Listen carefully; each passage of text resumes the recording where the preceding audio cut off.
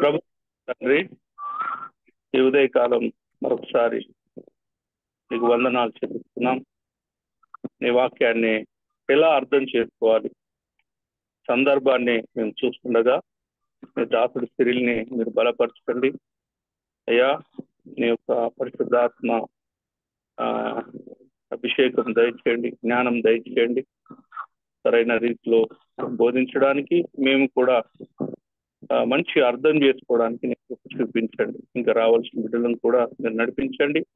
మా క్లాస్ అంతట్లో మీరు తోడుగా ఉండి ఈ వాక్యాన్ని ఏ విధంగా మేము అర్థం చేసుకోవాలో మాకు నేర్పించమని మా నామంలో ప్రార్థిస్తున్నాము తండ్రి.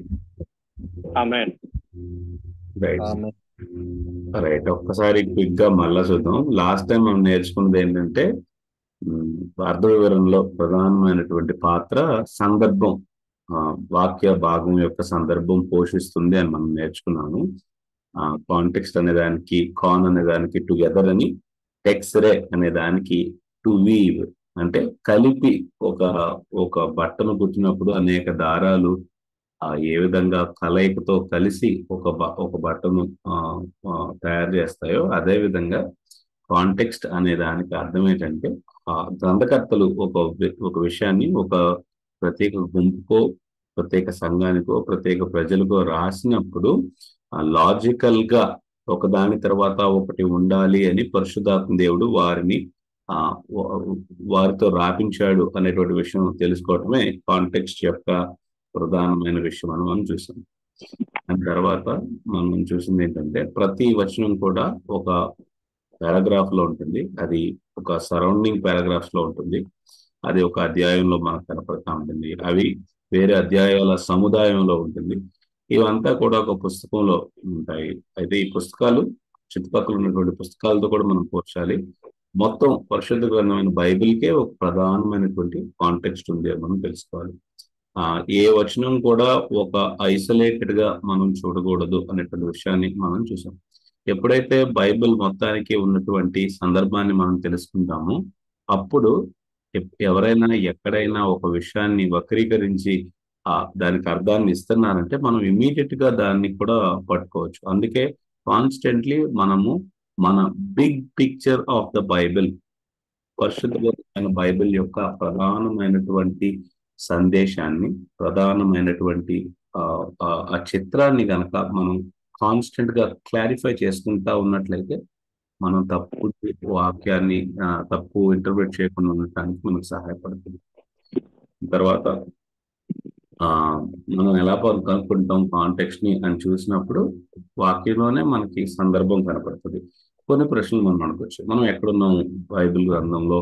ఒక పుస్తకాన్ని మత్తయి సువార్తను చదువుతుంటే ఏ అధ్యాయంలో ఉన్నాము, అది వేరే అధ్యాయాలకు ఎలా సరిపోతుంది, దాని తర్వాత ఎవరున్నారు ఆ అధ్యాయంలో, దాని తర్వాత ఏమవుతుంది ఆ అధ్యాయంలో జరుగుతున్నటువంటి అంశం ఏంటి, దాని తర్వాత ఎవరు మాట్లాడుతున్నారు, వారు ఏ విషయం గురించి చర్చించబడతా ఉంది, దాని యొక్క అర్థం ఏంటి, ఇది మిగిలినటువంటి గ్రంథంతో పోల్చుకున్నప్పుడు మొత్తం ఎలాగా అది రిలేట్ అవుతుంది అనేటువంటి విషయాన్ని మనం చూడొచ్చని తెలుసుకున్నాం. దానికి ఉదాహరణగా మనం ఒక విషయాన్ని కనుక్కోవటానికి ప్రయత్నించినప్పుడు ఆ బాప్తిస్మమిస్తారు యేసు ప్రభు వారు అనేటువంటి విషయంలో పరిశుద్ధాత్మతోను అగ్నితోను అనేటువంటి మాట వచ్చినప్పుడు అగ్నితో అనే మాటకు అర్థం ఏంటి అని మనం ఆలోచించినప్పుడు అల్టిమేట్ గా మనం తెలుసుకుంది ఏంటంటే అగ్నితో అనే మాటకు అర్థము దేవుని యొక్క ఉగ్రత అని, అది దేవుని యొక్క ఆరినటువంటి నిత్య నరకపు అగ్ని అని మనం తెలుసుకున్నాం. ఎలా తెలుసుకున్నాము అంటే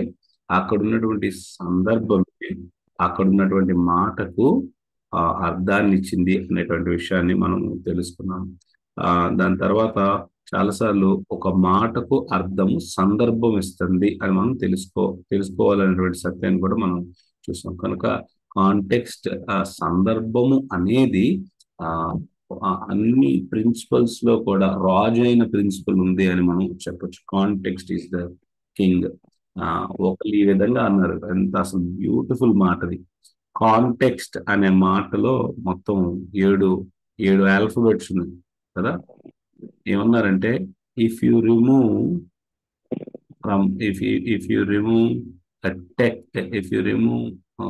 కాన్ sorry, if you remove text from context, all you have is కాన్ అనే మాటకు అర్థం ఏంటంటే ప్రాబ్లమ్స్ అని.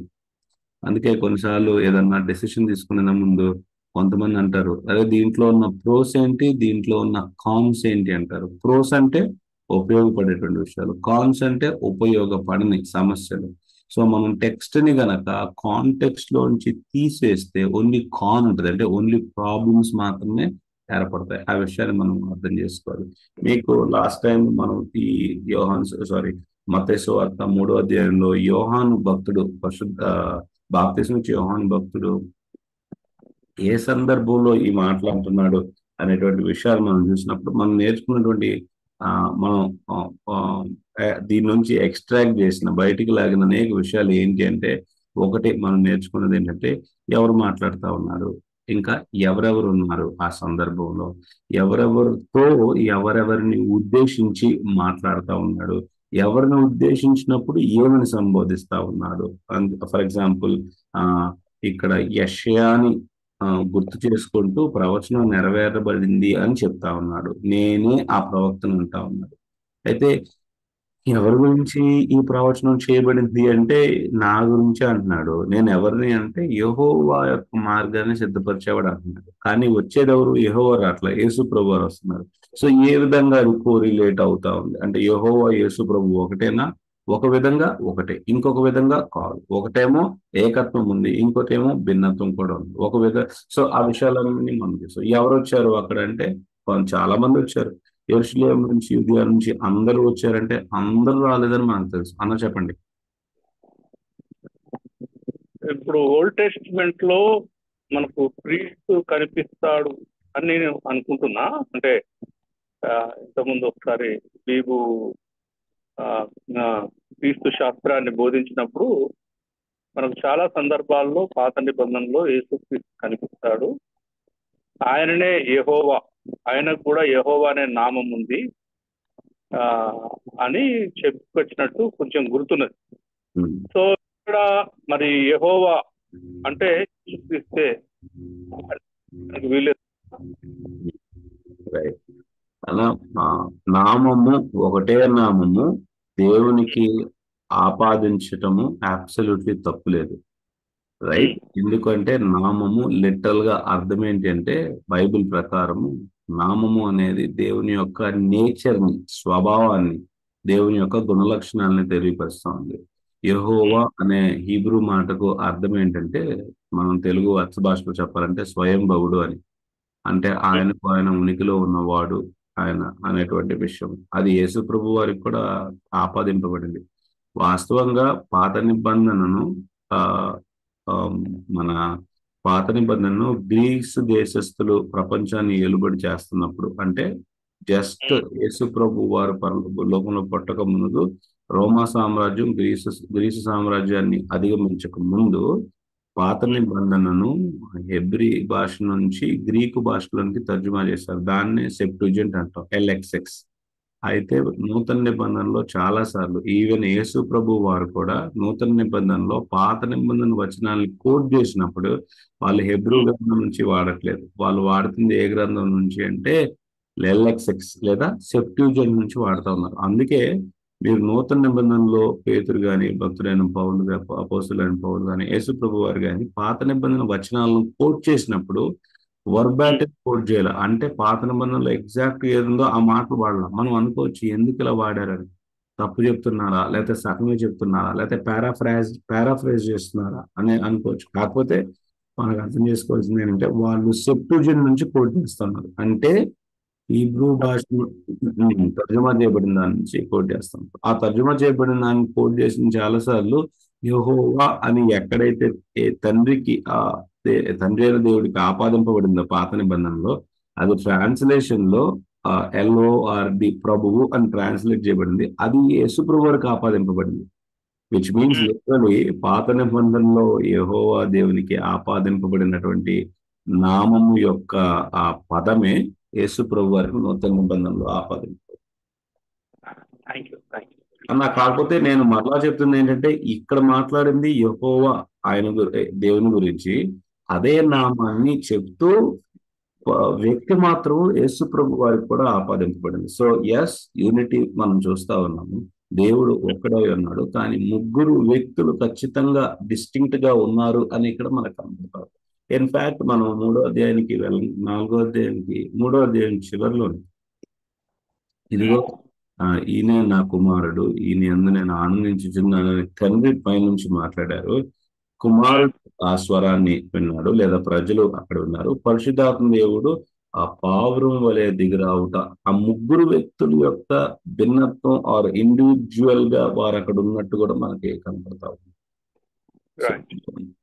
సో ఏమి మత్తయి ప్రత్యేకంగా ఏమి మనం అర్థం చేసుకోవాల్సింది ఏంటంటే, మత్తయి చాలా కేర్ఫుల్ గా ట్రినిటీని ఇంట్రడ్యూస్ చేస్తా ఉన్నాడు. ఎందుకంటే యూదులు ఇప్పుడు నువ్వు గ్రీసు దేశస్తులకు రాస్తున్నప్పుడు ట్రినిటీని ఇంట్రడ్యూస్ చేయడం పెద్ద ప్రాబ్లం కాదు. ఎందుకంటే గ్రీసు దేశస్తులు కూడా ఇక్కడ మనకున్నటువంటి హైందవ మతంలో లాగా అనేక మంది దేవుళ్ళు దేవతలు గ్రీక్ మిథాలజీలో ఉన్నారు.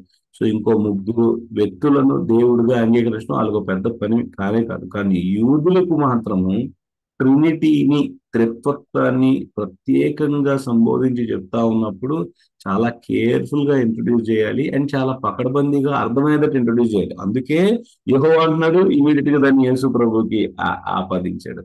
ఇమీడియట్ గా 4వ అధ్యాయంలో తండ్రి ఉన్నాడు, కుమారుడు ఉన్నాడు, పరిశుద్ధాత్మ. చివరికి వచ్చేసరికి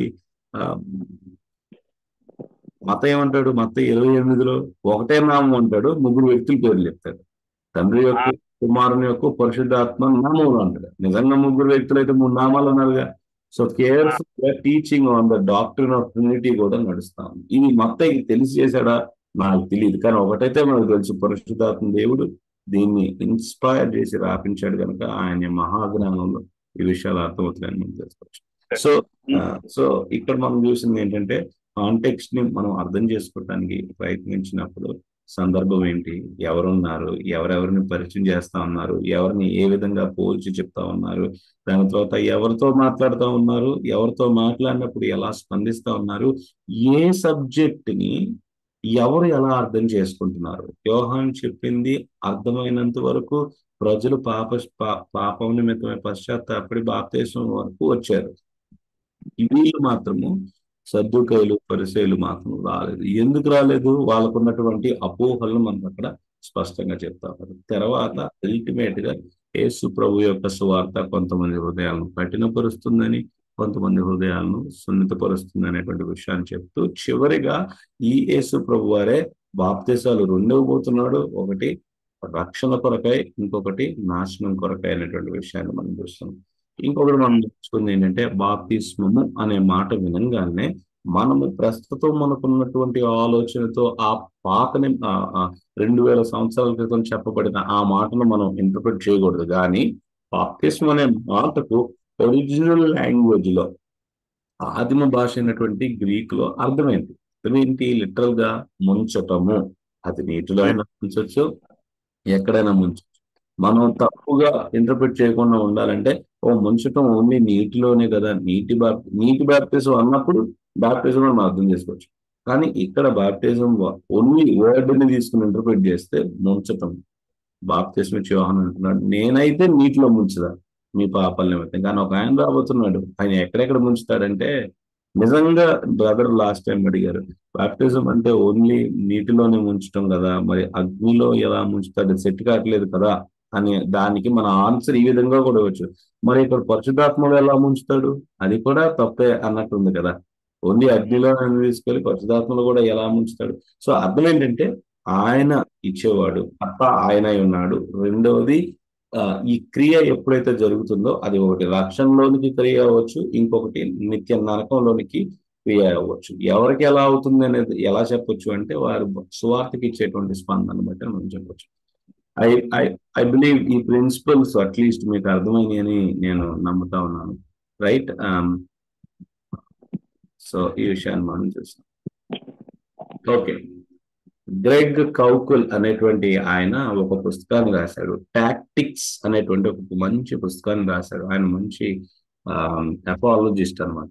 ఈ మాట అన్నాడు, never read a Bible verse that is right, never read a Bible verse. Instead ఏం చేయాలంట మనము? Always read a paragraph at least. ఎప్పుడు కూడా ఒకటే వచనాన్ని మనము ఐసోలేటెడ్ గా చదవకుండా ఉండటం మంచిది. ఆ, ఉమ్, ఆ, ఆ, ఎలా చెప్పాలి మీకు అంటే, ప్రత్యేకంగా ఇది ఎక్కడ అవ్వచ్చు కొన్నిసార్లు అంటే సామెతల గ్రంథంలో అవ్వచ్చు. సామెతల గ్రంథంలో మనము కొన్నిసార్లు ఒక్క వచనాన్ని తీసుకుని దాని మీద ధ్యానిస్తా ఉండొచ్చు. ప్రతి వచనం, సామెతల గ్రంథంలో కూడా ప్రతి వచనం దాదాపు కాంటెక్స్ట్ లోనే ఉంది అని మనం చెప్పొచ్చు. కాంటెక్స్ట్ మనకి ఎలా తెలుస్తుంది అంటే, ఆ ముందున్న వచనాల దగ్గరికి వెళ్ళి, ఆ తర్వాత వచ్చే వచనాల దగ్గరికి వెళ్ళి, ఎవరు ఎవరితో దేని గురించి సంభాషిస్తున్నారు అనేటువంటి విషయాన్ని మనం చూస్తే సందర్భం మనకు అర్థం. కనుక పాస్టర్లుగా, ప్రత్యేకంగా బోధకుల పరిచర్యలో ఉన్నటువంటి అనేకమైన మనము నేర్చుకోవాల్సింది ఏంటంటే, ఏ వర్స్ ఏ కాంటెక్స్ట్ లో ఉంది అనేటువంటి విషయాన్ని తెలుసుకున్నప్పుడు మనం దేవుని యొక్క దివ్యమైన వాక్యాన్ని, దాని అర్థాన్ని మనం తెలుసుకోగలుగుతాం.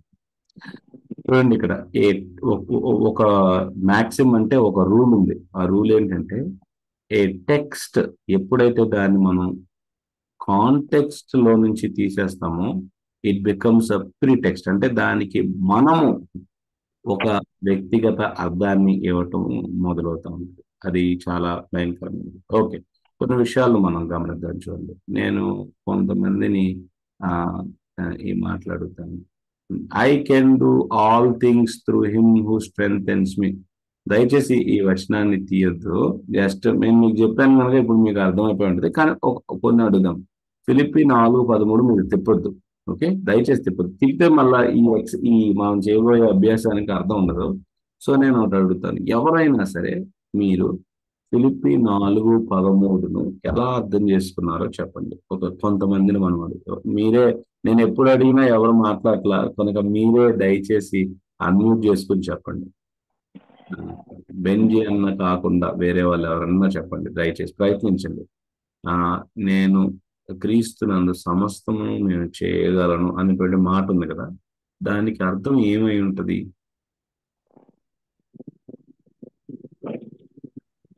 ఇదివరకు అర్థం చేసుకునేది ఎట్లా అంటే, ఏదైనా దేవుడు అంటే పాజిటివ్ సెన్స్ లో, ఇన్ సిచ్యువేషన్స్ లో కూడా దేవుడు బలపరుస్తాడు. ఎంత పెద్ద కార్యాలైనా చేయొచ్చు, దేవుడు బలమిస్తాడు, దేవుడు బలపరుస్తాడు అనే విధంగా అర్థం చేసుకోవడం జరిగింది. కానీ అది కాదు అని తర్వాత ఇంకెవరైనా, వేరే వాళ్ళు ఎవరైనా? Thank you Raj.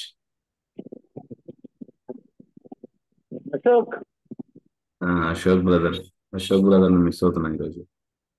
అనిల్ అన్నా, అనిల్ కుమార్ సమీర్, దాని అర్థం మాట్లాడండి. ఫిలిప్పి 4:13 అదే ఆ వర్స్ కాదన్న, టెక్స్ట్ అంతా చదువుతున్నా, పారాగ్రాఫ్ చదువుతున్నా. చదవద్దని చెప్పాడుగా. తిప్పద్దు అన్నాడు ఆల్రెడీ. చదవకుండా ఉండలేకపోతున్నాం ఆఫ్టర్ ఇంటర్ప్రిటేషన్. Very good. నేను ఒకసారి తెలుగులో ఒక వీడియో చూశాను. Okay, I can do all things through Christ అని ఒక వీడియో చేశాను. తెలుగు పాట, బైబిల్ పాట రాశారు అనమాట. ఆ వీడియో బేసిక్ గా వీడియోలో వాడు ఇచ్చింది ఏంటంటే, మీకు కొన్ని ఎక్స్ట్రీమ్ స్పోర్ట్స్ ఉంటాయి తెలుసా, అంటే పై నుంచి దూకేసి పడకపోవటము, ఇక్కడ నుంచి ఎంతో దూరంలో బాస్కెట్ బాల్ వేయటము, లేకపోతే ఇక్కడ నుంచి ఫుట్బాల్ పెడితే అక్కడ ఎక్కడికో వెళ్ళిపోయి గోల్లో పడటం, అలాంటి ఎక్స్ట్రీమ్ స్పోర్ట్స్ కొన్ని ఆడతారు. పెద్ద పెద్ద పుస్తకాలను చింపేయటము, లేకపోతే బైక్ వేసుకుని పై నుంచి అలా దూకేసి కింద పడినా దెబ్బలు తగలపడడం. ఆ వీడియో పెట్టాడనమాట దానికి వాడు.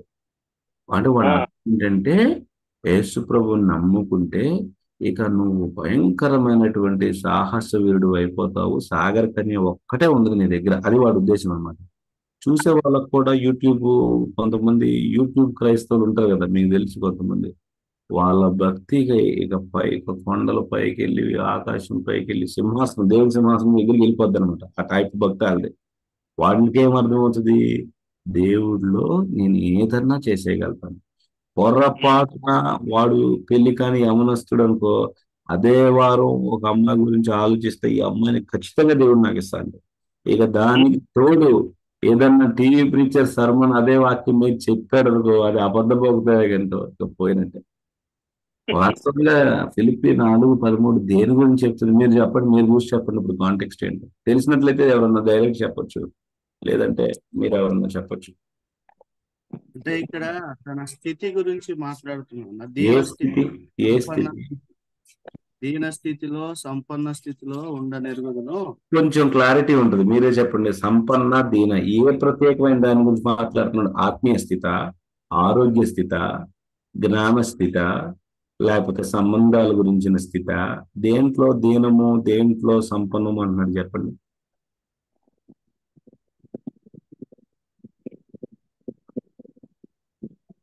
ఇది శారీరకంగా అనిపిస్తుంది కన్నా. శారీరకంగా. ఓకే, ఎందుకు అంటున్నారు శారీరకంగా అనే మాట? ప్రేమ్ కుమార్ బ్రదర్, మీరు కొప్పుల ప్రేమ్ కుమార్ గారు, మీరు కూడా చెప్పొచ్చు ఏమన్నా ఉంటే, మీరు అన్మ్యూట్ చేశారు. డబ్బు విషయంలో చెప్తున్నట్టు అనుకుంటున్నాను. ఏంటంటే డబ్బు విషయంలో. అబ్బా, ఎక్సలెంట్, కరెక్ట్ చెప్పారు. లిటరల్ గా చెప్పాలంటే డబ్బు విషయం గురించి అక్కడ. అది ఏ రూపంలో డబ్బు ఆయనకి ఇవ్వబడింది అనేది సెకండరీ. అంటే వస్తువులు కొనిచ్చారా సంఘస్థులు, లేకపోతే డబ్బులు డైరెక్ట్ గా ఇచ్చారా సంఘస్థులు, లేదా అదే విషయం secondary. But one single thing వచ్చి డబ్బు విషయం గురించి లిటరల్ గా అపోస్తలైన పౌలు ఏ విషయంలో, నేను అన్ని విషయంలో రాజ్ చదువు ఏముందో అక్కడ మాట చదువు ఒకసారి రాజ్. 4:13 తెలుగులో చదువు రాజ్ కుమార్. నన్ను బలపరచువాని యందే నేను సమస్తమును చేయగలను. I can do all things through Christ who strengthens me. నన్ను బలపరచేదాన్ని ఏం బలపరుస్తాడు? అన్ని విషయాలు. ఏం విషయం మాట్లాడుతున్నాడు ప్రత్యేకంగా ఇక్కడ అంటే? ఎస్, వేరే వాటికి ఆపాదించొచ్చేమో, కానీ ఏందయ్యా సందర్భం అంటే మనీ మేనేజ్మెంట్ లో నేను తక్కువలో ఉన్నప్పుడు కూడా ఎలా బ్రతకాలో దేవుడు నాకు నేర్పించాడు. సంపన్న ఉన్నప్పుడు కూడా నేను విచ్చలవిడిగా ఖర్చు పెట్టను, నేను చాలా జాగ్రత్తగా ఉంటాను, పొదుపు కలగలవాడిని. ఎందుకంటే అపోస్తలుడైన పౌలు దగ్గర మనం ఎప్పుడు గమనించని కానీ నేర్చుకోగలిగినటువంటి ఒక ప్రధానమైనటువంటి క్వాలిటీ ఏంటంటే మిషనరీ లైఫ్ స్టైల్ ఎలా ఉండాలనేది అపోస్తలుడైన పౌలు దగ్గర నేర్చుకోవచ్చు. ఎందుకంటే ఆయన కాన్స్టెంట్ గా తిరుగుతూ ఉన్నాడు. ఇంకో మాట చెప్పాడు, నేను ఒకళ్ళ దగ్గర చెయ్యి చాచలేదు, నేనే కష్టపడి బయట వాళ్ళకి ఏ విధంగా కష్టపడాలో ఒక అపోస్తులుగా, పాస్టర్గా, సంఘస్థాపకుడిగా, రచయితగా, మిషనరీగా నేను నేర్పించాడున్నాడు. మొదటి కొరింథీ చివరిలో అంటున్నాను, మొదటి కొరింథీ 1 అరే మీరు నాకెందుకు ఇస్తారు? తల్లిదండ్రులు పిల్లలకు పెడతారు కానీ పిల్లలు తల్లిదండ్రులకు పెడతారా? చూడండి ఏ విధంగా నేర్పిస్తా ఉన్నాడు. రైట్. సో ఏ కాంటెక్స్ట్ లో అంటున్నాడు? మనీ మేనేజ్మెంట్ లో. మన వాళ్ళకి మనీ మేనేజ్మెంట్ చక్కగా ఉండదు. అప్పులు తీసుకుంటాం, అవి చేస్తాం, ఈ చేస్తాం, దాన్ని కాంటెక్స్ట్ బయట తీసి పడిస్తాము, దాని గురించి ఏదేదో చెప్తాము. సో కాంటెక్స్ట్ తెలియనప్పుడు మనం సంవత్సరాల కొద్ది కాదు, దశాబ్దాల కొద్ది కాదు, యుగాల కొద్ది కూడా రాంగ్ ఇంటర్ప్రిట్ చేసేసి ఆ మొబ్బులోనే మనం ఉండొచ్చు. ఇంకొక వచనం చూద్దాం, ఇది బహుశా మీకు తెలిసి ఉండొచ్చు. ప్రకటన గ్రంథము 3:21. ఇదిగో నేను తలుపు యొద్ద నిలబడి తట్టుచున్నాను, ఎవడైనను నా స్వరము విని తలుపు తీసిన ఎడల. అదేనా కరెక్ట్ చెప్తున్నాను నేనండి? తలుపు తీసిన ఎడల నేను లోపలికి వచ్చేదను, వానితో నేను విందు చేసేదను, పానీయం చేసేదను. అదే అనుకుంటా. 3:20 అన్న. 3:20 తెలుగు. 3:20. Thank you. ఏంటి దాని అర్థం? దాని పాటలు కూడా రాస్తా. తలుపు యేసునాథుండు. ఆ పాట మరి ఇక్కడ తెలంగాణలో పాడతారు లేదు తెలీదు, మా వైపు పాడతారు బాగా అందరూ. చెప్పండి అన్న, మా సహోదరులారా. వేరే వాళ్ళు ఎవరన్నా ఏదై ఉండొచ్చు? అనిల్, స్టీవెన్ రమేష్, ఇంకా చాలా మంది, ప్రవీణ్ కొండపూర్. ఎక్కువ సువార్తల్లో వాడుతుంటారు అన్న చాలా మంది. అవును. హృదయమనేది తలుపు నొద్ద యేసునాథుండు, నిలచి సదయుడగుచు తట్టుచుండే. కొంతమంది ఇంకా ఎమోషనల్ గా ఉండడానికి పాట వేస్తారు మధ్యలో. ఈ ఏం కావాలి అన్న, ఈ పాట ఏం కావాలి బ్యాచ్ పక్కన వాళ్ళ తబల దగ్గర కూర్చుంటారు, స్టార్ట్ చేస్తారు, అయిపోయింది. మీరు చెప్పండి ఆ సందర్భం ఏంటి? యేసు ప్రభు వారు సంఘము వెలుపల ఉన్నటువంటి అవిశ్వాసులను రక్షణలోనికి రమ్మని తలుపు కొడతా ఉన్నాడా, సంఘములో ఉన్నటువంటి వ్యక్తుల హృదయం పైన కొడతా ఉన్నాడా? సంఘం లోపల. సంఘం లోపల. Very good. ఎందుకు తలుపు కొడుతున్నాడు? తలుపు అయ్యే యేసుప్రభుని బయట పెట్టారా, తలుపు కొడతాం ఏంటబ్బా అని లోపలికి రావటం అంటున్నాడు ఏంటబ్బా. ఆల్రెడీ యేసుప్రభుని అంగీకరిస్తే ఆయన మన హృదయంలో ఉంటాడు కదా. లేకపోతే యేసుప్రభు యొక్క ఆత్మచేత మనము ఎఫిషియన్స్ 1 లో ఉన్నట్టు we are sealed and to the day of redemption అంటే ఆ తెలుగులో ఏమంటారు మరి, మనం పరిశుద్ధాత్మ దేవునితో ముద్ర వేయబడ్డాం కదా ఆ సంపూర్ణమైనటువంటి రక్షణ వచ్చే వరకు. ఆ అర్థం ఏంటి మనం కష్టపడి తెలుసుకోవాలి, నేను కాదంటున్నా. కానీ ఇదైతే అవిశ్వాసులను పిలవట్లా అనేటువంటి విషయం మనం తెలుసుకోవాలి. అప్లికేషన్లో చెప్పొచ్చేమో ఏ విధంగా అయితే ఆయన పిలుస్తా ఉన్నాడో అవిశ్వాసం కూడా పిలుస్తా ఉన్నాడు. కానీ ప్రధానమైనటువంటి ఇంటర్ప్రిటేషన్ అక్కడ ఏంటి అంటే it is not for unbelievers, రక్షణ పొందిన. లేకపోతే ఏడు సంఘం ఏడో ఆ సంఘం సంఘం ఎందుకు అంటాడు దాన్ని ఆయన? సంఘం అంటేనే యేసుప్రభుకి మీనింగ్ఫుల్ మెంబర్షిప్ తెలీదా? సంఘస్థులు ఎవరో, నంబర్స్ ఎవరో, మెంబర్స్ ఎవరో తెలీదా? సో అగైన్ ఈ విషయాన్ని ఇంటర్ప్రిట్ చేసినప్పుడు కూడా మన పెద్దలు అంటే ఓ- ఆ, కొన్ని సంవత్సరాల క్రితం కావాలని చేయలేదు, వాళ్ళని పైన నేను నిందేయట్లా. కానీ ఇప్పుడు ఉన్నారు కొంతమంది ఇలాంటివి కాకపోయినా అనేక విషయాలను కావాలని మిస్ఇంటర్ప్రిట్ చేసేవాళ్ళు, అవగాహన లేకో మరి లేకపోతే వాళ్ళ హృదయాలను దెయ్యానికి అప్ప చెప్పేసుకున్న ఎట్లాగో మాత్రం ఖచ్చితంగా కొంతమంది చేస్తారు. సో మనం జాగ్రత్త పడాలి దీని కాంటెక్స్ట్. మూడో ఈ వచనం, ఇంకో వచనం చూద్దాం. ఇది ఇది చెప్పండి. అల్గారికల్ టెక్స్ట్ కన్నా ఏది బ్రదర్? 3:21. 20. రైట్. ఒకవేళ అలిగోరికల్ టెక్స్ట్ అయితే డస్ ఇట్ అప్లై టు అన్బిలీవర్సా అని అడుగుతున్నాను నేను. లిటరల్ కాదు కదా, మామూలుగా నేను వచ్చి కరెక్టే. నేను ఇంటర్ప్రిటేషన్ దగ్గరికి వెళ్ళట్లా. నేను ఓన్లీ ఏమంటున్నానంటే కాంటెక్స్ట్ ఎవరికి అప్లై చేసినప్పుడు వరకు అదొకటే అండి. బికాజ్ మనము మాథ్యూ 3 చేసినట్టు వీటన్నిటిలో మనం చేయం. కాకపోతే నేను అడుగుతున్నది ఒకటి ఏంటంటే ఎవరికి ఆపాదింపబడుతుంది, ఎవరు ఉద్దేశం చేసుకుని మాట్లాడుతున్నారు? అన్బిలీవర్స్ నా, అవిశ్వాసులనా, రక్షణలోనికి రమ్మని పిలుస్తున్నారా, రక్షింపబడిన వారితోనే మాట్లాడుతుంది? అది ఒకటే అడుగుతుంది. Church context is church, only చర్చే. ఏంటి మరి ఎందుకు అంటున్నాడు? దాన్ని మనం కూర్చుని స్టడీ చేయాలి, కాదంటలేదు. కాకపోతే చాలాసార్లు అన్ని అన్బిలీవర్స్ వాడే ప్రమాదం ఉంది మనకి అని నేను అంటున్నాను. ఇది చెప్పండి, ఎవరైనా వేరే వాళ్ళు చెప్పాలి. మత్తయి 18:20లో ఈ మాట ఉంది, ఎక్కడ 2-3 నా నామమున కూడి ఉన్నారు వారి మధ్యన నేను ఉంటాను. బహుశా మీరందరూ మంచి టీచింగ్ తెలిసిన వాళ్ళు కనుక వెంటనే నవ్వుతా ఉన్నారు. ఇది ఎక్కడ వాడతారంటే ప్రత్యేకంగా ఎక్కడైతే ప్రార్థన కూడికల్లో, ఈ మధ్య యూత్ ఫెలోషిప్ లో కూడా వాడుతున్నారు. ఎందుకంటే పిల్లలకి పాపం బైబిల్ చదవరు కదా, అక్కడక్కడ విన్న వాటిలోనే వారి ప్రార్థనలు అయిపోతాయి. ఎక్కడ వాడతారు అంటే ప్రార్థన కూడికల్లో, మరి ముఖ్యంగా 2 లేదా 3 వచ్చినప్పుడు ఎంతో బాధతో ఆ ప్రార్థన నడిపించే ఆయన వాడతాడనమాట. అయ్యా 2 వచ్చారు, 3 వచ్చారు. అది బేసిక్ ఏంటంటే రానోళ్ళ మీద ఏడుస్తూ చెప్తున్నాడు అనమాట. నువ్వు ఉంటా అన్నావు కదయ్యా, సంతోషమయ్యా అని. సందర్భం ఏంటి ఎవరన్నా చెప్పండి? బెంజన్నకు తెలుసు కానీ బెంజన్న కాదు, వేరే ఎవరైనా ప్రయత్నించండి బ్రదర్స్. అయ్యా మత్తయి వార్తలో మీకు జరుగుతుంది చెప్పాలి మీరు ఇప్పుడు. మత్తయి వార్త అంటే ఇంకా వేరే ప్రవీణ్ గాని, కొండపూర్ ప్రవీణ్ గాని, ఇంకెవరన్నా రాజశేఖర్ గాని, అనిల్ కుమార్, మీరు ఎవరైనా చెప్పచ్చు తమ్ముళ్ళు. అసలు మీరున్నారా?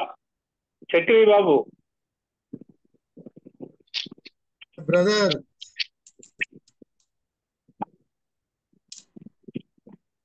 ప్రవీణ్ చెప్తాడులే. బ్రదర్ అన్నా చెప్పండి, సిరిల్ అన్నతో మాట్లాడండి.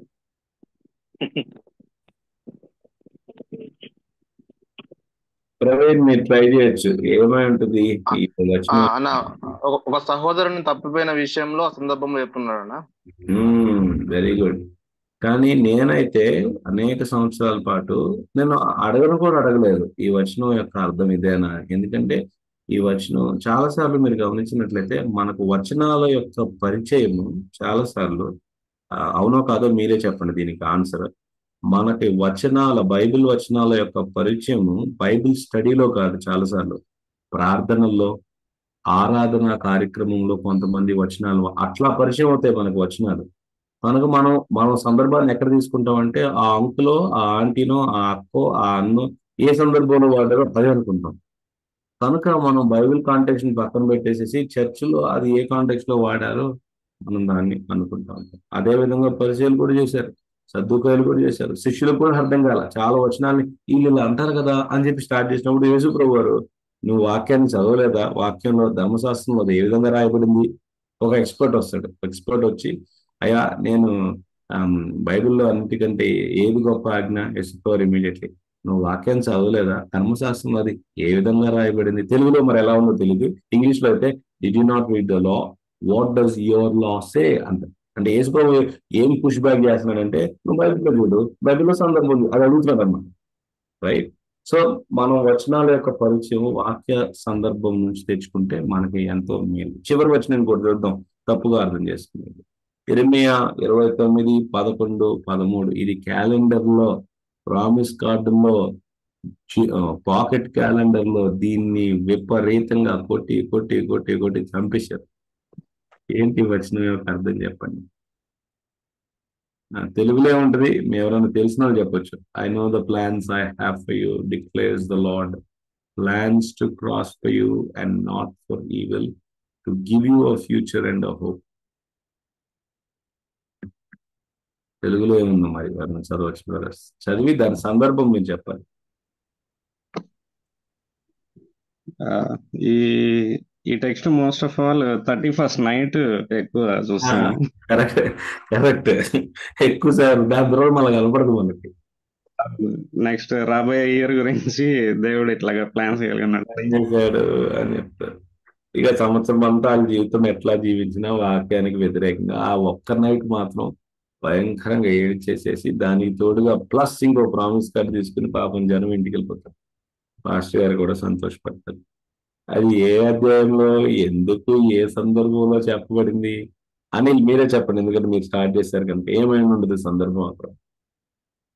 ఇది ఇస్రాయేల్ గురించి వాళ్ళు చెరకి వెళ్ళక ముందు ప్రవక్త అయినటువంటి ఇర్మియా ద్వారా దేవుడు మాట్లాడుతున్నాడు. వెరీ గుడ్, ఇంకొంచెం ఎలాబరేట్ చేయండి, చాలా బాగా చెప్పారు. ఆ, ఇది ఇది దేవుని తీర్పు రాకముందా, వచ్చిన తర్వాత, వస్తున్నప్పుడా? అదే రాబోతున్నప్పుడు. రైట్. ఏం చెప్తా ఉన్నాడు వాళ్ళకి? అర్థం కాలేదు. దేవుడు ఇర్మియా ప్రవక్త ద్వారా ఏం చెప్తా ఉన్నాడు? ఇశ్రాయేల్ ప్రజలకు చెరలోకి వెళ్ళబోతా ఉన్నారు, బబులోను వచ్చి వీళ్ళని తీసుకెళ్ళిపోతా ఉన్నారు. రైట్. ఏం కానీ చెప్తా ఉన్నాడు? కూడా నేను మీకు అదే క్షేమాన్ని ఇస్తాను అని చెప్పి ముందు మాట. చెప్పండి. ఆ పట్టణం కోసం కూడా మీరు క్షేమం కొరకు ప్రార్థన చేయండి అని మాట్లాడుతూ వస్తాడు. యూతులకు అసలు అది అజీత్ చేసేటువంటి మాట. అది అసలు వాళ్ళు జీర్ణించుకోలేరు. దేవుడు ఏంటి, వేరే ఎనిమీస్ ని తీసుకురావటం, వాళ్ళ దగ్గర మమ్మల్ని ఆశీర్వదించడం, వాళ్ళ కోసం ప్రార్థన చేయడం ఏంటి కదా. కానీ దాన్ని మనం కాంటెక్స్ట్ నుంచి తీసేసి దాన్ని మన వాళ్ళు ఇచ్చేటువంటి కాంటెక్స్ట్ ఏంటి, దానికి దేవుడు నీ పట్ల గొప్ప కార్యాలు చేయబోతున్నాడు, మేలు రాబోతోంది, కీడు నీకు లేదు అనేటువంటి విషయాన్ని చెప్తా ఉంటారు. అది నిజంగా వాక్యాన్ని ఎంతో వక్రీకరించి మాట్లాడినట్టున్నాం. రైట్. సో మొదటి కొరింథీ 13. చెప్పండి. చేసుకోకూడదు అన్న. ఇప్పుడు వాళ్ళు ఇశ్రాయేలీలు బబులోన్ చెరలో 70 years ఉంటారు. అంటే ఒక కాలాన్ని పెట్టాడు. ఆఫ్టర్ 70 years మీ కొరకు నేను సమాధానకరమైన ఉద్దేశాన్ని కలిగి ఉన్నా, మరలా మిమ్మల్ని తీసుకొస్తా, మిమ్మల్ని దర్శిస్తా అంటున్నాడు. దీన్ని మనం ఎట్లా అప్లై చేసుకోవాలి? అది ఇశ్రాయేలీలకే కదా, మనకు కాదు అని వదిలేయన్నా? లేకపోతే మనకు కూడా కష్టాలు ఉంటాయి, చాలా మందికి చెప్తా ఉంటాం, మిమ్మల్ని కూడా దర్శిస్తాడు దేవుడు, మీ కొరకు సమాధానకరమైన ఉద్దేశాలు ఉన్నాయి, ఈ కష్టం తర్వాత బ్లెస్సింగ్ ఉంటది అని చెప్పొచ్చా? సో మీరు చెప్పండి, దేవుడు వాస్తవంగా వాళ్ళకి అడుగు చెప్తున్నాడా? 70 సంవత్సరాల కష్టాల తర్వాత 700 సంవత్సరాలు మీకు ఆశీర్వాదాలు ఉంటాయని చెప్తున్నాడా? 10వ వచనంలో 70 సంవత్సరాలు గతించిన తర్వాత నాకు తెలుసు బ్రదర్, కాంటెక్స్ట్ తెలుసు. నేను అంటుంది ఏంటి అంటే, దేవుడు వాళ్ళతో 70 తర్వాత నేను మళ్ళా మిమ్మల్ని తీసుకొస్తా అన్నప్పుడు ఏం ఉద్దేశించి మాట్లాడుతున్నాడని నేను అడుగుతున్నాను, మీరు చెప్పండి. ఓన్లీ తీసుకొస్తా అనే దాని గురించి మాట్లాడుతున్నాడా? ఇదే ఇర్మియా గ్రంథము ఐ థింక్ 33వ అధ్యాయంలో మీ పితరులు నేను ఇచ్చిన నిబంధనను నిలపలేకపోయారు, నా యొక్క ఆజ్ఞలను, అందుకే మీతో కొత్త నిబంధన చేస్తా అన్నాడు. ఆ నిబంధన ఎలాంటిదంటే నేనే మీ హృదయం అనేటువంటి పలకల పైన రాస్తా అంటున్నాడు. ఎందుకు రాతి పలక పైన రాసింది మీరు నిలబెట్టుకోలేకపోయారు అంటే బేసిక్ గా మీ వలన కానే కాదు. దాన్ని మనం కోరిలేట్ రోమా 8:5-6 చేసుకోవచ్చు. శరీరానుసారుడైన వాడు దేవుని వాక్కును దేవుని ధర్మశాస్త్రమునకు లోబడినంత he does not submit to God's law nor can he do so. So A A A track లో ఆ మాట చెప్పబడింది, ఏ నేపథ్యంలో ఆ మాట చెప్పబడింది, మనం ఇర్మియా నేపథ్యాన్ని చూడాలి, బైబిల్ నేపథ్యాన్ని చూడాలి. రెండు ఒకటే నేపథ్యం ఉంటుంది. ఏంటిది అంటే విమోచన కార్యక్రమం.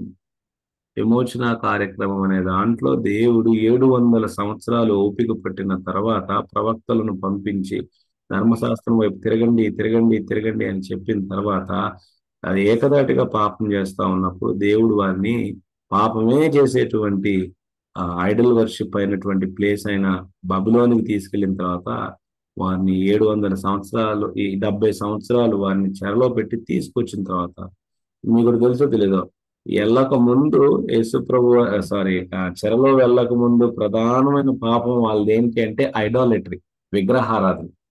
స్పిరిచువల్ ఐడాలెటరీ, ఫిజికల్ ఐడాలెటరీ రెండు కూడా ఉంది. చెర నుంచి వచ్చిన తర్వాత చివరి 70 సంవత్సరాలు అయిపోయిన తర్వాత తిరిగి వచ్చారు కదా, 4 వలసలుగా తిరిగి వచ్చారు వాళ్ళు, రైట్? జెరుబాబెల్ కింద, దాని తర్వాత ఎజ్రా కింద, నెహెమ్యా తిరిగి వచ్చిన తర్వాత మరలా మనం ఎప్పుడు కూడా ఇశ్రాయేల్లో చూడనిది ఏంటి అంటే విగ్రహారాధన. అందుకే యేసుప్రభు వచ్చేసరికి విగ్రహారాధన కాదు ప్రాబ్లం. ఈ పరిసయ్యులు, సద్దూకయ్యులు వీళ్ళందరూ రాంగ్ టీచింగ్స్ లో ఉన్నారు. It's no more about idolatry. ఎందుకంటే ఊరికి నేను చెప్తున్నా, అక్కడికి వెళ్ళిన తర్వాత మొత్తం దులిపేశాడు దేవుడు. 70 సంవత్సరాలు నేర్చుకున్నాడు. సో ఇప్పుడు రాబోతున్న మెస్సయ్య కొరకు సిద్ధపాటు పడ్డారు. 400 సంవత్సరాలు సైలెంట్ ఇయర్స్ వచ్చేసరికి సడన్ గా టెన్షన్ పెరుగుతా ఉంది, ఎక్స్పెక్టేషన్ టైం అయింది. యేసుప్రభు వచ్చేసరికి ఎక్కడి నుంచి సో మత్తయి స్టార్ట్ అవ్వగానే మొత్తం గుసగుసలమాట. ఎక్కడి నుంచి వస్తాడు, ఎప్పుడు వస్తాడు, ఇదే నా రాబోయే కాలం. పరిశీలు బైబిల్ చదువుతా ఉన్నారు, ఈ జ్ఞానులు ఇక్కడి నుంచి వచ్చేసారు. సో ఏ ఏ కాంటెక్స్ట్ లో ఈ 10వ వచనం మిగిలిన వచనాలు చెప్పండి అంటే నేను మీకు చేసినటువంటి ప్రధానమైన వాగ్దానమైన విమోచన కార్యక్రమాన్ని గురించినటువంటి వాగ్దానము అబ్రహాము ద్వారా ఇస్తానన్నాను కదా సంతానం. ఆయన ద్వారా ప్రపంచంలో ఉన్నటువంటి వారందరూ ఆశీర్వదింపబడతారన్నాను కదా, ఆ కాంటెక్స్ట్ లో చెప్పబడతా ఉంది. 70 సంవత్సరాల తర్వాత తెచ్చాడు, తిరిగి స్థాపింపబడ్డారు. కానీ పాత రోజుల్లో దేవుడు చేసినటువంటి సీనాయి పర్వతం మీద, కొండ మీద చేసినటువంటి ఆ కవనెంట్ మళ్ళా చేయాల. ఎందుకంటే న్యూ కవనెంట్ రాబోతోంది. పాత కవనెంట్ అంతా కూడా న్యూ కవనెంట్ ని పాయింట్ చేసి చెప్తా ఉంది. ఎందుకంటే న్యూ కవనెంట్ ఇచ్చే దానికి దేవుడు ఈసారి సాక్షాత్ దేవుడు దిగి రాబోతా ఉన్నాడు. ఆయన మహిమలో కేవలం మోషతో మాట్లాడటం కాదు, ఇప్పుడు డైరెక్ట్ గా ఆయనే. అందుకే యోహాన్ అంటా ఉన్నాడు, ఏమనంటే ఎవరో కూడా దేవుని చూడలేదు, కానీ దేవుని కుమారుడు ఆయన మనకు ప్రత్యక్షపరిచాడు, ఆయనే కృపా సత్య సంపూర్ణుడై లోకంలోనికి వచ్చాడు అని. సో ద కాంటెక్స్ట్ వచ్చి 70 సంవత్సరాల తర్వాత దేవుడు తెచ్చినా ఎందుకు తెచ్చాడు అంటే 33వ అధ్యాయం ఉన్నట్టు నేను కొత్త కవనెంట్ ఇవ్వబోతా ఉన్నాను.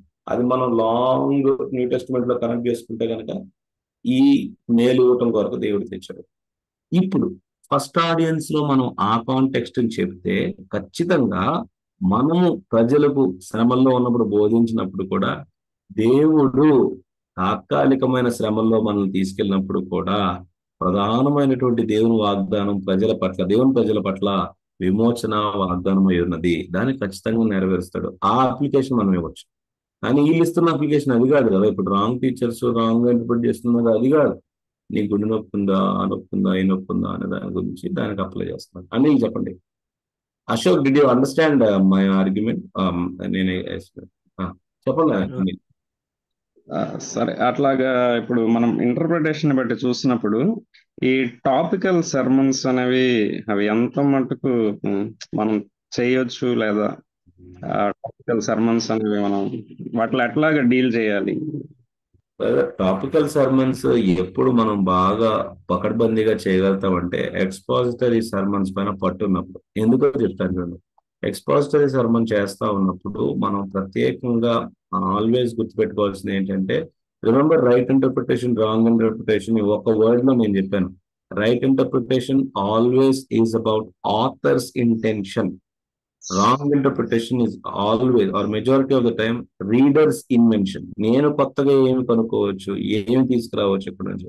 అందుకే మనం ఒకటే వచనాన్ని రాంగ్ టీచర్స్ కి ఇస్తే, ఒక అధ్యాయాన్ని నలుగురికి ఇస్తే నలుగురు 4 రాంగ్ మెసేజ్లు చెప్తారు. 4 దిక్కుల్లో ఉంటాయి. మీరు రైట్ ప్రీచర్స్ కి ఇవ్వండి, డెప్త్ డిఫరెన్స్ ఉండొచ్చు, కానీ ఇంటర్ప్రిటేషన్ మాత్రం అదే ఉంటుంది. ఎందుకు అంటే వాళ్ళు ఆథర్ ఏం చెప్తున్నారో తెలుసుకోవడానికి ప్రయత్నిస్తా ఉన్నారు, రైట్? సో మనం ఎక్స్పోజిటరీ ప్రీచింగ్ అంటే బేసిక్ గా అక్కడ ఉన్నదాన్ని ఎక్స్పోజ్ చేసి టీచ్ చేయడం. ఆథర్ ఆడియన్స్ తో ఏమన్నాడు, మనల్ని పరిశుద్ధాత్మ దేవుడు దాన్ని ఏ విధంగా అర్థం చేసుకోవాలనుకుంటున్నాడు అనే విషయాన్ని మనం చూస్తాం. సో రెగ్యులర్ గా ఒక బుక్ నుంచో ఒక ఎపిసోడ్ నుంచో మనం గనక ప్రీచింగ్ చేయగలిగినట్లయితే, ఒకే బుక్ లో మనం 100 టాపిక్స్ ఆల్రెడీ టీచ్ చేసేస్తున్నాం, that to right interpretation. So అప్పుడు మనకి ఒక విషయం పైన పట్టు వస్తుంది. ఏంటంటే ఒక విషయాన్ని మనం ఒక పుస్తకం నుంచో ఒక ప్రత్యేక నుంచో బోధించినప్పుడు దానికి ప్రధానమైన సందర్భం ఉంది, దాని నుంచి బయటకు వెళ్ళకూడదు, నేను జాగ్రత్త పడాల్సి అనేటువంటి విషయం అన్నమాట. ఇలా చేసేటువంటి టీచర్ ఒక టాపిక్ ని తీసుకున్నప్పుడు 10 వచనాల దగ్గరికి వెళ్ళి చదువుతాడు.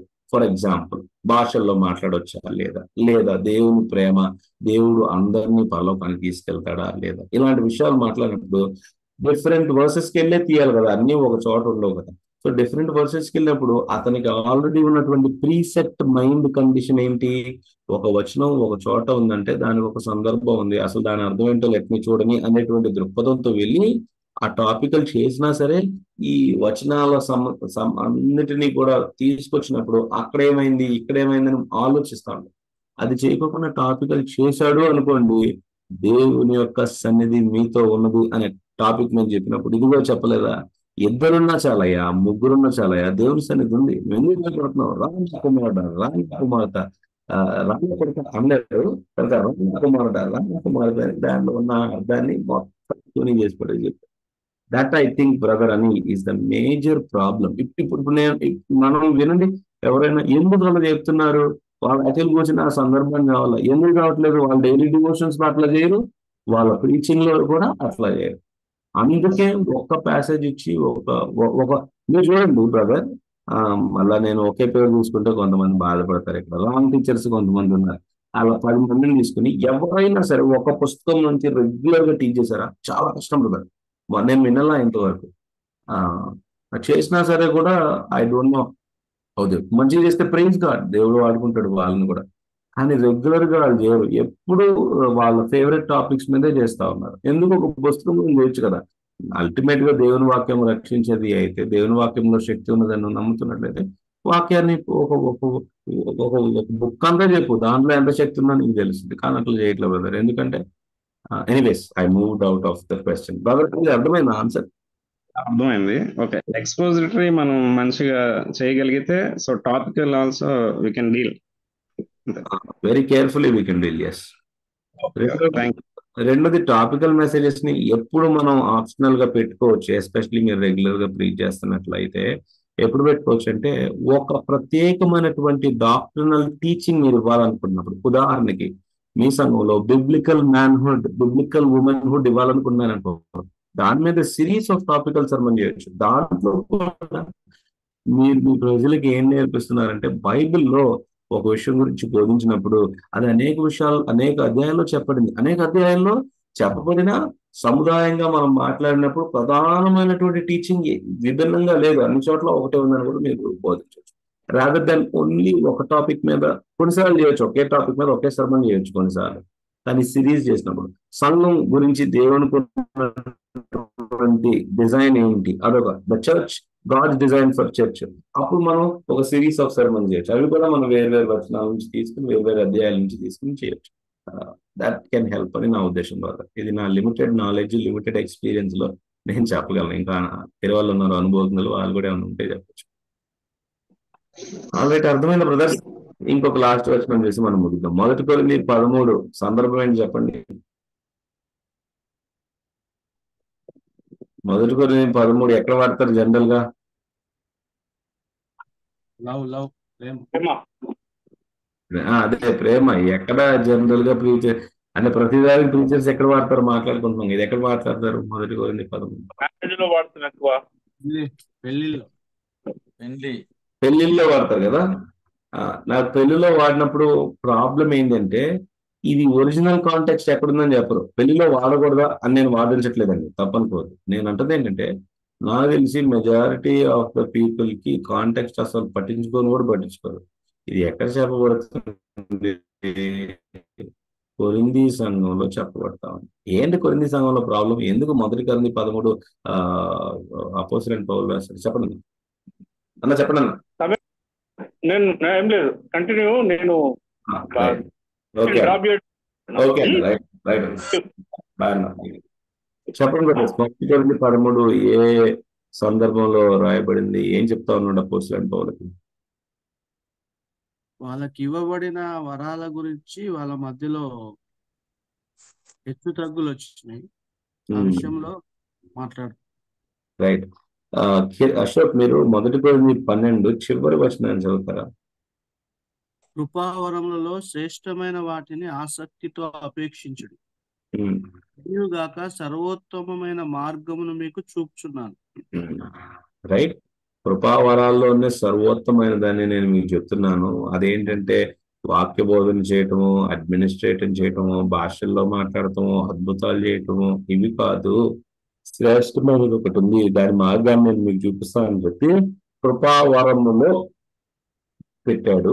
గిఫ్ట్స్ లో దీన్ని మాట్లాడుతున్నాడు. గలతీ 5లోకి వెళ్తే ఎక్కడ కనపడుతుంది ప్రేమ?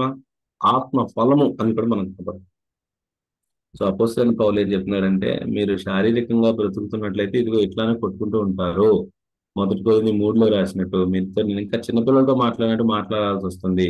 ఎందుకు అంటే మీరు లోకరీతిగా కార్నల్ గా బిహేవ్ చేస్తా ఉన్నారు, మీలో జగడాలు లేవా, మీరు ఒకరినొకరు ఇట్లా అనుకోవట్లేదా అని చెప్తూ శ్రేష్టమైనది ఏంటో చెప్పనివ్వండి మీకు అని ప్రేమ గురించి వర్ణిస్తా ఉన్నారు. దాన్ని మనం భార్యాభర్తలకు ఆపాదించవచ్చా? ఖచ్చితంగా ఆపాదించవచ్చు. కానీ సందర్భం అసలు తెలుసుకోవాలి కదా, అదే అంటుంది. సందర్భం ఇది అయితే దీనికి అసలు ఎప్పుడు పట్టింపు లేనంటే సంఘస్థుల మధ్య ఉండాల్సినటువంటి ప్రేమ సంబంధమైనటువంటి ఈ కాంటెక్స్ట్ మనం పక్కన పెట్టేసి వేరే వాటన్నిటికి ఆపాదిస్తున్నాము, దానికి ఆపాదించలేదు. అది నేను చెప్పాలనుకుంటున్నాను. Right, okay. మీకు త్వరగా ఒక చెప్పి let me continue so that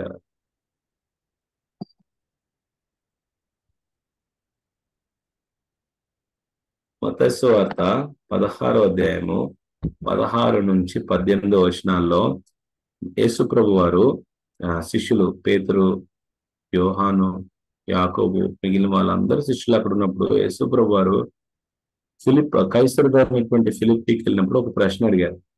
ప్రజలు నేను ఎవరిని అనుకుంటున్నారు అని అడిగినప్పుడు వాళ్ళ ఆన్సర్స్ రకరకాలుగా చెప్పారు. అయ్యా, కొంతమంది ఇర్మియా, కొంతమంది యోహాను, కొంతమంది ప్రవక్తల్లో ఒకడు అని అనుకుంటున్నారు అన్నప్పుడు యేసు ప్రభు వారు దాన్ని స్పందించరు.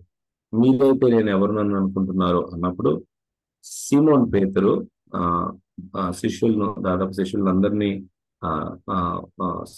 వారి గురించి వారికి ప్రతినిధిగా మాట్లాడుతూ ఈ మాట అన్నాడు. అయ్యా, నీవు దేవుని కుమారుడు అయినటువంటి క్రీస్తువు అని అన్నప్పుడు యేసు ప్రభు వారు ధన్యుడు నువ్వు భార్యోన, సీమోను భార్యోన, నీకు రక్త మాంసములు ఇవి నీకు తెలియపరచలేదు కానీ పరలోకమందున్న నా తండ్రి నీకు బయలుపరిచాడు అనేటువంటి విషయాన్ని చెప్తున్నాను. దాని తర్వాత ఇదిగో నీవైతే పేతురువు, ఈ బండ పైన నేను నా సంఘమును కడతాను, నరకపు ద్వారాలు అదే కదా, నరకపు ద్వారములు అదే they cannot prevail, the gates of hell shall not prevail అనేటువంటి పాతాళలోక ద్వారము దే కాంట్ ప్రివేల్ చెప్తాను. మీరు మీకు తెలియదని నేను అనుకుంటున్నాను. And just let me explain. మత్తయి సువార్త 16వ అధ్యాయము 13వ వచనం నుంచి కూడా అపోస్తలుడైన లేదా శిష్యుడైనటువంటి మత్తయి ఆయన రైటింగ్ దాంట్లో మొత్తంలో కూడా 16, 13 నుంచి షిఫ్ట్ మారుతుంది. 16వ అధ్యాయము దాదాపు 12వ వచనం వరకు యేసు ప్రభు ఏం చేశాడో చెప్తా ఉన్నాడు. అంటే the miracles and the teachings of Jesus. ఒకసారి శిష్యులకు సంపూర్ణమైనటువంటి అవగాహన, ఈయనే దేవకుమారుడు, ఈయనే దేవుడు, ఈయనే క్రీస్తు, ఈయనే రాబోతున్న మెస్సయ్య అని తండ్రి చేత వారికి బయలు చేయబడిన తర్వాత మత్తయి ఇక్కడి నుంచి షిఫ్ట్ మారుతాడు అన్నమాట ఆయన రైటింగ్ లో. ఇక్కడి నుంచి యేసు ప్రభు ఎవరో, ఇప్పటి వరకు యేసు ప్రభు ఏం చెప్పాడో ఏం చేశాడో, his teachings and his works are recorded. ఇప్పటి నుంచి who Jesus is and what he came to do అనేటువంటి విషయాన్ని ఇక్కడ నుంచి యాంగిల్, ఇక్కడ నుంచి యాక్చువల్లీ 19వ వచనంలో ఏముంటుందంటే then from that time onwards అని ఉంటుంది ఇంగ్లీష్ లో. అప్పటి నుంచి అప్పటి వరకు యేసు ప్రభు ఎప్పుడు ఈ టీచింగ్ చేయాలి. ఏంటో తెలుసా ఆ టీచింగ్? మనుష్య కుమారుడు పెద్దలకు, పరిసయ్యులకు, ప్రధాన యాజకులకు అప్పగింపబడి వారి చేత కొట్టబడి తృణీకరించబడి సులువు వేయబడతాడు, తిరిగి 3వ దినాన్ని లెగుస్తాడు. ఇక్కడ నుంచి యేసు ప్రభు వారు రిపీటెడ్ గా శిష్యులతో చేసిన ఒక టీచింగ్ ఏదన్నా ఉంది అంటే ఇదో టీచింగ్. అప్పటి వరకు చెప్పలా. ఎందుకు అప్పటి వరకు చెప్పలా? అప్పటి వరకు సంపూర్ణంగా బహుశా మత్తయి మనకి చెప్పాలనుకుంటుంది, ఆడియన్స్ కి చెప్పాలనుకుంటుంది ఏంటంటే శిష్యులు కూడా స్ట్రగుల్ అయ్యారు అర్థం చేసుకోవడానికి. కానీ ఎప్పుడైతే తండ్రి చేత బయలుపరచబడిందో ఏంటి ఈ సత్యము, ఈయనే ప్రవచించబడినటువంటి మెస్సయ్య, ఈయనే దేవుడు, దేవుని కుమారుడు, అన్ని ఈయన అయి ఉన్నాడని ఎప్పుడైతే వాళ్ళకి బయలుపరచబడిందో యేసు ప్రభువు అప్పుడు లోకానికి ఏ విధంగా తన రాజ్య నిర్మాణం చేయడానికి వచ్చాడో చెప్తుంది. మత్తయి 5లో ఆల్రెడీ ఆయన రాజ్య నిర్మాణం చేసినప్పుడు ఆయన రాజ్యం ఏ విధంగా ఉంటుందో చెప్పాడు. ఆ రాజ్యంలోకి ఎవరు ఎంటర్ అవుతారో చెప్తారు. ఆత్మవిషయంలో దీనులైన వారే ఎంటర్ అవుతారని చెప్పాడు, ఇవన్నీ చెప్పాడు. కానీ అయ్యా రాజుగా అసలు నువ్వు ఎవరివి అంటే యేసు ప్రభు ఎవరో అర్థమైనప్పుడే ఆయన రాజ్యం స్థాపించబడటానికి పునాది నాంది సులువు పైన మాత్రమే వేయబడుతుంది అనేటువంటి సత్యాన్ని చెప్పాడు. ఏం నేను చెప్పాలనుకుంటున్నానంటే this is one of the context passages of the entire book of Matthew. అర్థమవుతుందా?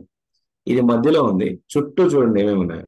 అసలు మత్తయి సువార్తలో మనం నేర్చుకునేది ఏంటంటే 1 నుంచి 2 అధ్యాయాల్లో ఎవరు ఈ రాజు అనేటువంటి వ్యక్తి, దాని తర్వాత 3, 4 అధ్యాయాల్లో రాజు ఏ విధంగా సిద్ధపరచబడ్డాడు అనేటువంటి విషయం. 4వ అధ్యాయం 17 నుంచి 9వ అధ్యాయం 35 వరకు రాజు యొక్క ప్రోగ్రామ్ ఎలా ఉంటది, ఏ విధంగా ఆయన రాజ్యాన్ని నిర్మించబోతున్నాడు. 9వ అధ్యాయము 36 నుంచి 16 నుంచి 20 వరకు రాజు ప్రోగ్రామ్ ఏంటో మనం చూస్తా ఉన్నాం. మత్తయి సువార్త 16 ఇదే అధ్యాయం 21 నుంచి 27వ వచనం వరకు లిటరల్ గా ఈ వచనాలన్నిట్లు కూడా యేసు ప్రభు ప్యాషన్ అంటే బేసిక్ గా పెయిన్, యేసు ప్రభు వారి యొక్క నలగొట్టబడతాం సిలువ ప్రయాణాన్ని మనం చూస్తా ఉన్నాం. దాని తర్వాత 20వ అధ్యాయంలో మృత్యుంజయుడు లేచి శక్తివంతుడిగా మృత్యుంజయుడు లేచినటువంటి రాజుని మనం చూస్తాం. ఇదంతట్లో మనకు కనపడదు ఏంటంటే 1వ అధ్యాయంలో ఈయనే Immanuel, God is with us అని మనం చూస్తున్నాం. చివరిలో మనకు అర్థమయ్యేది ఏంటంటే యేసుప్రభు చివరి మాటలవే, ఇదిగో నేను యుగసమాప్తి యుగాంతం వరకు ఆ మాట కదా, నేను సదాకాలము మీతో ఉన్నాను.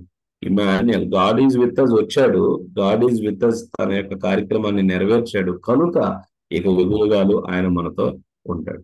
ఏంటి కాంటెక్స్ట్? యేసు ప్రభువే యూదులకు రాజు, ప్రజలకు రక్షకుడు. సో ఇదంతా ఒకటే బ్యూటిఫుల్ గా అరేంజ్ చేయబడింది అధ్యాయాలన్నీ కూడా. మిడిల్ లో మన కాంటెక్స్ట్ అర్థమవుతా ఉంది. సో నేను ఏం చెప్పాలనుకుంటున్నాను అంటే ఒక బుక్ని లేదా ఒక పత్రికని మనం తీసుకుని అలానే బోధిస్తూ వెళ్ళినప్పుడు కాంటెక్స్ట్ ని మనం మిస్ కాము. ఎందుకంటే మనం ఆథర్ తో మూవ్ అవుతా ఉన్నాం అనమాట. ఒక కాంటెక్స్ట్ ఆథర్ ఎటు వెళ్తే అటు వెళ్తున్నాం, ధైర్యంగా నమ్మొచ్చు పరిశుద్ధాత్మ దేవుడు సంపూర్ణమైనటువంటి జ్ఞానంతో రాపించాడని. అప్పుడు మనం బుక్ ని టీచ్ చేసినప్పుడు ప్రజలకు the whole context of the book is understood. అర్థమైందా brothers?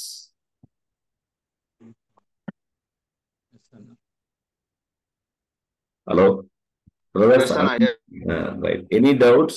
I want to give one assignment ఇవ్వక ముందు ఎనీ డౌట్స్ ఉన్నాయని అడుగుతున్నాను.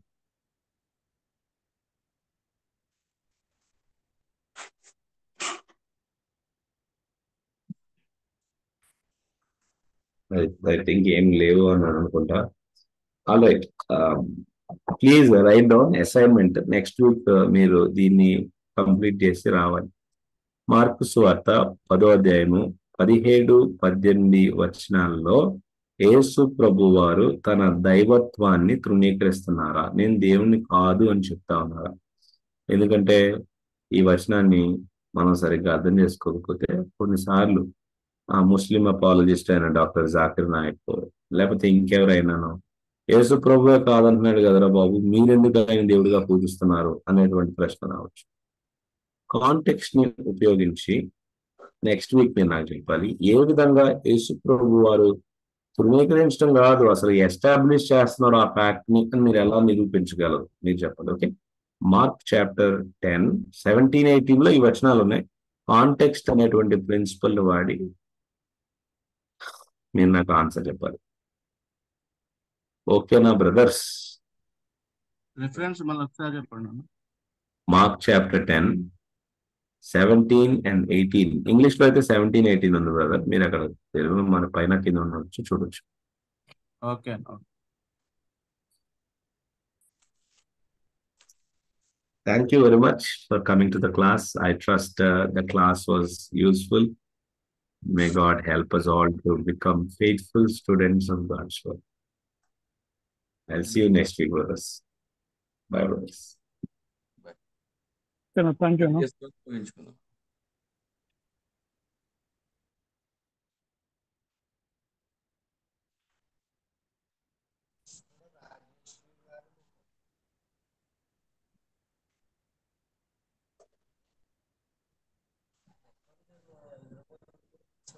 ప్రేయర్ చేయండి అన్న ఎవరన్నా.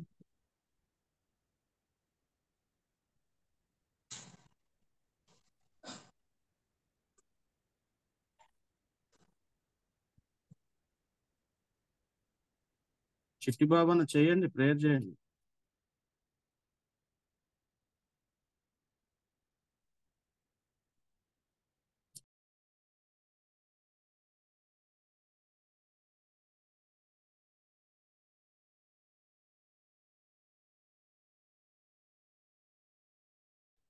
పరిశుద్ధుడైన తండ్రి, ప్రేమ గల దేవ, ఇది మేము నేర్చుకున్నటువంటి పాఠం బట్టి మీకు వందనాలు చెల్లిస్తున్నాం ప్రభా.